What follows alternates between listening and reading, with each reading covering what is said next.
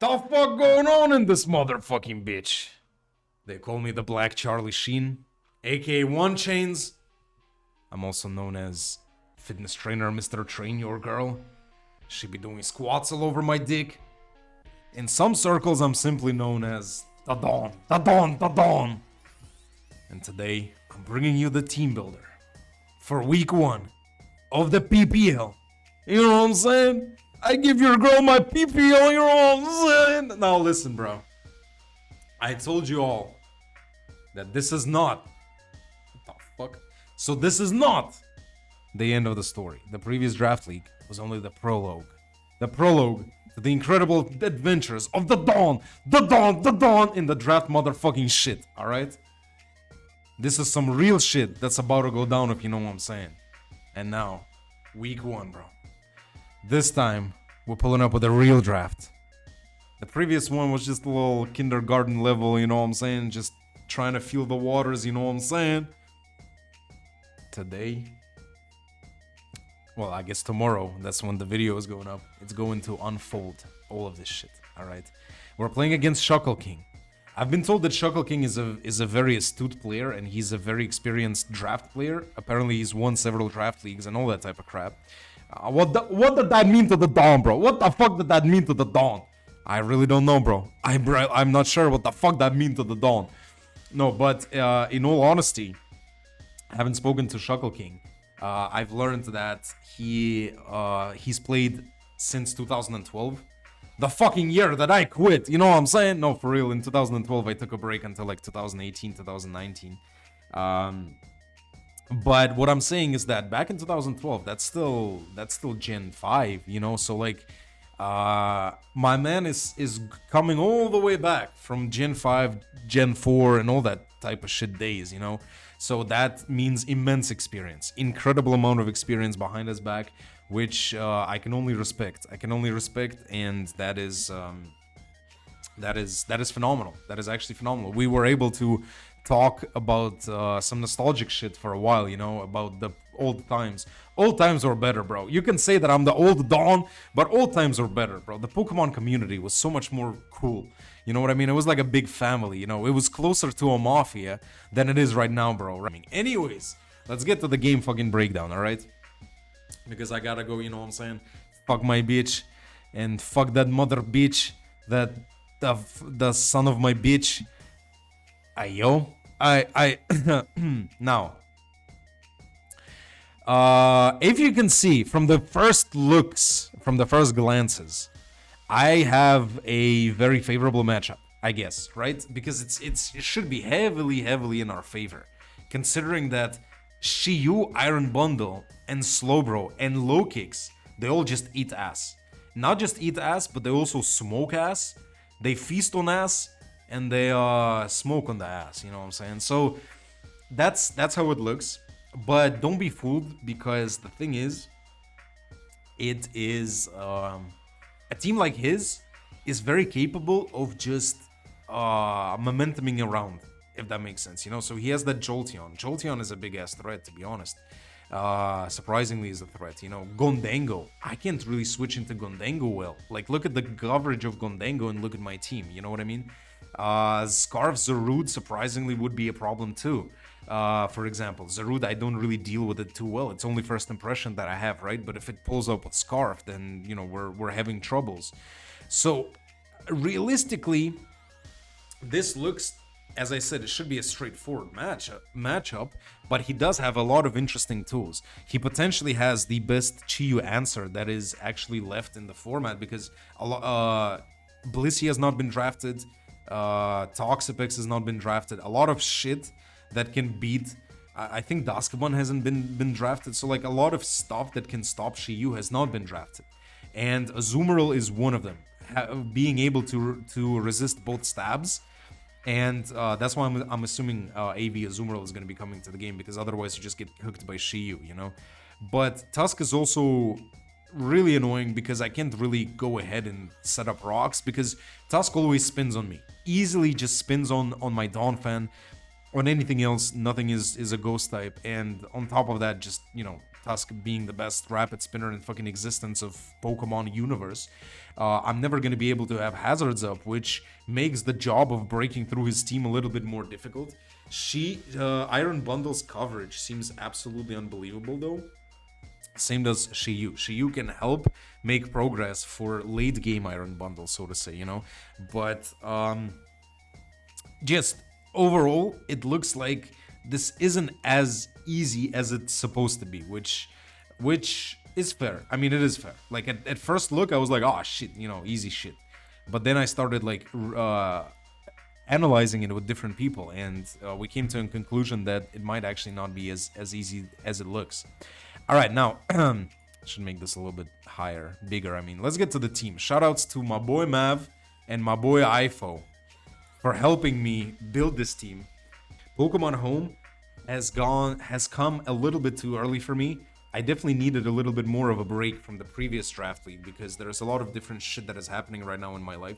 As you know, I'm an owner of a company. I am running a company right now that is pretty much at this point at a very like pivotal situation in the development of the company, and I have to put in a lot of work. I am the busiest I've ever been in my entire life, you know. There's a lot of changes that are happening in this company right now with me taking over charge of this whole operating apparatus, I guess, if you can call it like this. So I would have preferred at least one more month or maybe even a couple of months before Pokemon Home comes out, because I realistically have almost no time. But joining a draft league like this is very important for content wise, you know, viewers wise, all that shit. So we will do it.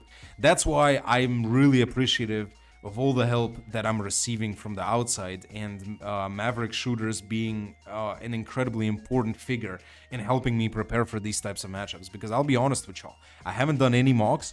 Neither did ShuckleKing though, because we spoke about it. He was really busy too. Where the last game that is being played, we're both really busy with work. So I kind of like that we're both going in raw. Pause, hey yo. But yeah, I'm not gonna be able to do too many mocks in the coming weeks, you know, so it's gonna be a little bit more lackluster for me, and that's why any help is really appreciated, you know. Ifo helped a lot with analyzing certain situations and sequences that could happen in this game, and Mav pretty much did all of the work in terms of building wise and deciding which Pokemon we're gonna use. And I was just there trying to you know, be an advisor, I guess, you know what I mean. I was the consigliere and Mav was the Dawn in the team building of this process. So big shoutouts to Mav. Bro, I've been talking for way too long, but big shoutouts to Mav for this. Now we're gonna pull up with this Choice Scarf Shiyu. No need for specs, no need for any other set. Choice Scarf, we're just gonna go crazy. This is enough speed for Gondango to try for Scarf Gondango to try to speed creep Iron Bundle. So this is a very specific speed stat, but this is in case Scarf Gondango pulls up, and in case Scarf Gondango is not like max speed, it just has enough speed to outspeed Bundle. This could be the situation, you know. That's why we have a little bit in defense, which allows us to live Aqua Jet, Assault Vest Aqua Jet. We live Assault Vest Aqua Jet even without HP investment, but this particular HP investment allows us to live the Aqua Jet after rocks in, I think, like 45% of the time, or actually no, in 55% of the time or 60% of the time, Aqua Jet doesn't kill us. So the roll is in our favor after one turn of rocks, that if it comes down to that, you know. Then we got Iron Bundle. Originally, this Iron Bundle was supposed to be heavy duty booty, but we figured that it's going to be really difficult for ShuckleKing to get rocks up. The only real situation where ShuckleKing can get rocks up without me being able to immediately defog them off would be if Lokix is out against Tusk. And most of the time, I'm going to be trying to pivot into my fucking demons, the first two Pokemon anyways, you know what I mean? So I'm always going to be clicking U-turn with Lokix, and the only way Lokix is out against Tusk is if Tusk is the lead and I lead Lokix, and then he gets free rocks up, which is probably not going to be the case, okay? So I'm always going to be U-turning out with Lokix, so I don't feel like he should be able to get free rocks up. With Quagsire as well, it shouldn't be it shouldn't be possible, you know. But even then, we do have actually defog on the decidueye-hisui. So I believe that heavy duty booty is not really necessary on bundle. We're gonna go with Mystic Water Modest. Modest, this is enough speed to creep Modest Jolteon, because I feel like he's not going to be able to run Timid Jolteon, because there's no point. The Jolteon is going to be either Scarf, or it's going to be Quick Feet, or it's going to be Modest. Because what is the point of running Timid Max Speed Jolteon if you don't outspeed anything in particular but still get outsped by Bundle?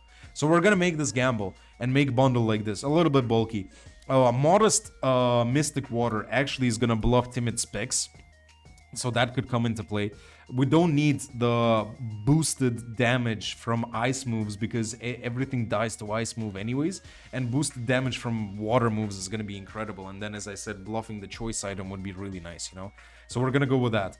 We were thinking of even running Specs, but Specs requires a little bit, obviously a little bit more prediction. It does more damage, of course, but I'm assuming that his team is going to be really specially defensive heavy, you know, obviously with these two hard hitters. Then Sylveon. Originally, the plan was to run Scarf Sylveon, but Sylveon does not get Mystical Fire anymore. The fuck is this shit, Kez? The fuck is this shit, Kez? You know, we're just gonna go with regular defensive Sylveon type of shit. It's important for actually beating Scarf Zarude if it comes to this game, you know.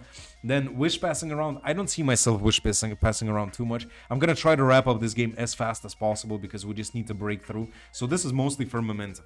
Momentum, maybe stalling out some turns, but I'm assuming I'm just gonna be clicking Baton Pass and Hyper Voice. I don't see myself wishing and protecting and just letting ShuckleKing reposition in that case, you know. Then we got Fat Bastard, you know what I'm saying, the Fat Bastard. This originally was an AV Slowbro to be able to take on Jolteon better, and to actually not get to a KO'd by Gondengo's Shadow Ball. As you can see, Gondengo is a big ass threat.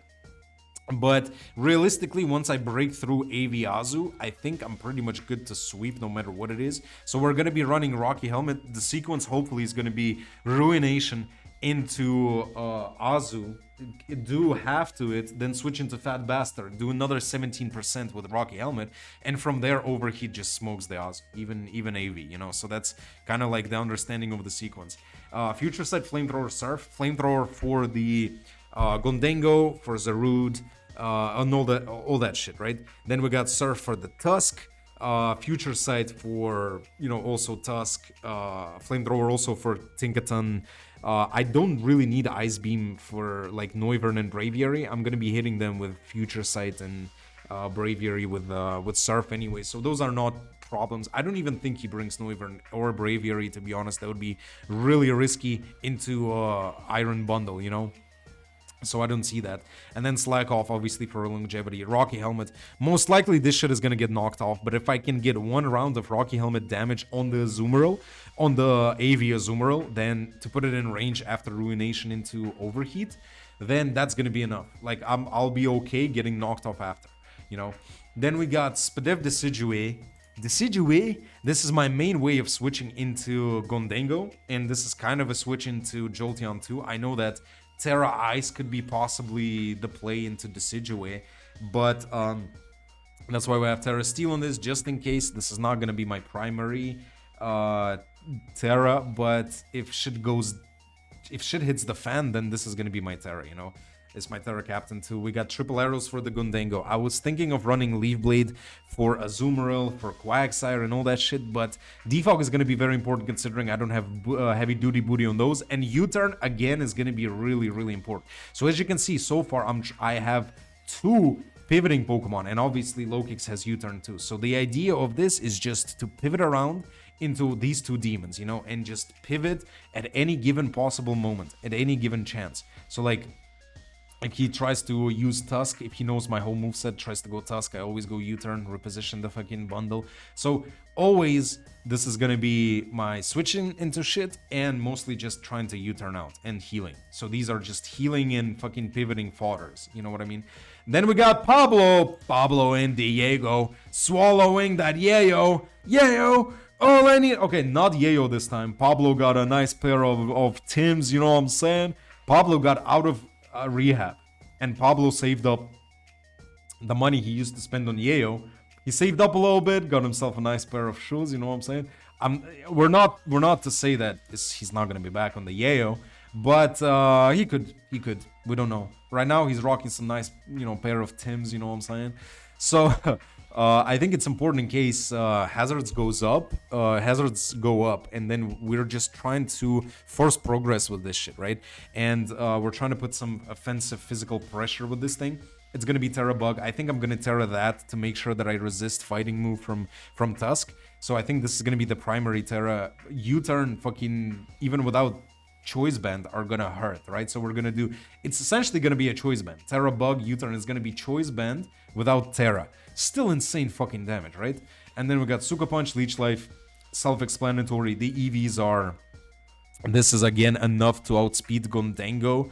That is going to potentially, that tricks off his Scarf, right? So if Gondengo tricks off his Scarf, we're gonna be faster. Yes, Gondengo is most likely gonna get hit by Suka Punch, but we can Leech Life it too for some damage, for some health, maybe U-turn on it, like fast U-turn. So like that's the thing. The main thing is it being adamant, right?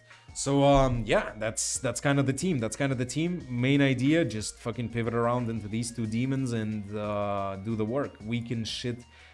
The Shiyu, you know what I'm saying? The Shiyu is going to be doing damage for opening up Bundle. Bundle is going to be doing damage for opening up Shiyu. And yeah, it should be rather straightforward. But as I said, this matchup is not as easy as you think. I've spoken for way too long, bro. The game is probably going to last as much as I spoke about the fucking team breakdown. Alright, I don't give a motherfuck though. Subscribe in this bitch.